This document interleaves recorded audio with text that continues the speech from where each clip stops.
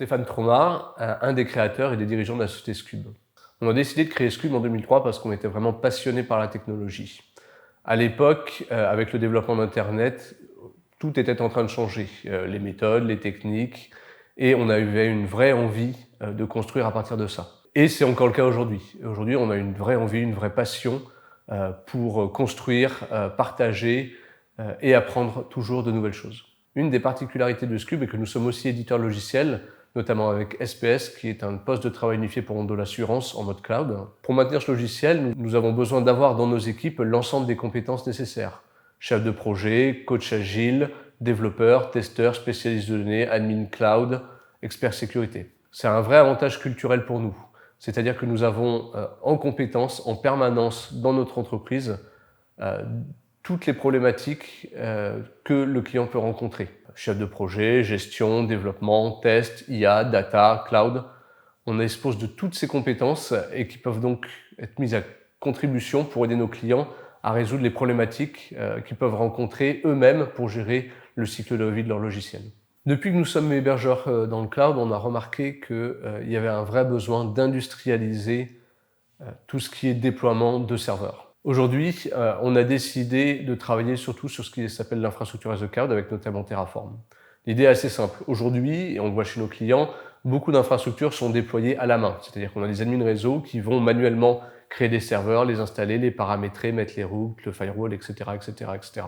Étant donné que tout ceci est fait à la main, beaucoup de choses en fait sont dans la tête des admins réseau. On se retrouve avec des administrations complexes d'infrastructures où il faut demander à telle ou telle personne pourquoi c'est fait comme ça et comme ça et comme ça.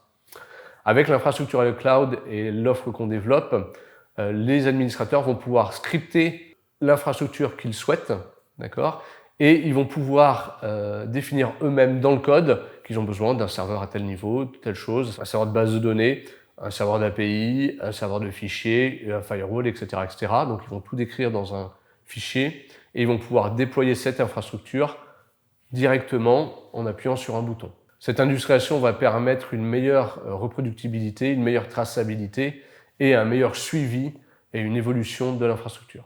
Chaque année, nous lançons des projets de R&D, que ce soit pour s'approprier une technologie, pour développer de nouvelles solutions que nous allons proposer à nos clients ou pour monter des entreprises communes avec nos clients sur des solutions particulières.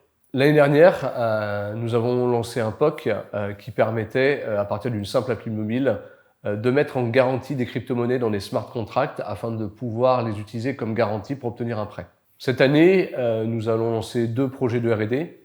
Le premier avec notre équipe Data IA, dans le but de créer une solution qui permette de valoriser les données des assureurs. Le deuxième projet est lié au Bitcoin. On pense qu'aujourd'hui, le Bitcoin est devenu un système vraiment résistant à la censure et autonome. Nous pensons que ces 2 caractéristiques font que Bitcoin est devenu assez solide pour bâtir des nouveaux systèmes financiers.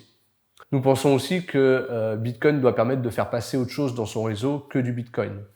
Nous avons donc commencé à travailler sur un projet du Lightning Labs qui s'appelle les Taproot Assets, qui vont permettre sur le réseau Bitcoin, via le Lightning Network, de créer ses propres actifs et de les faire circuler. L'ensemble de cette R&D sera en open source.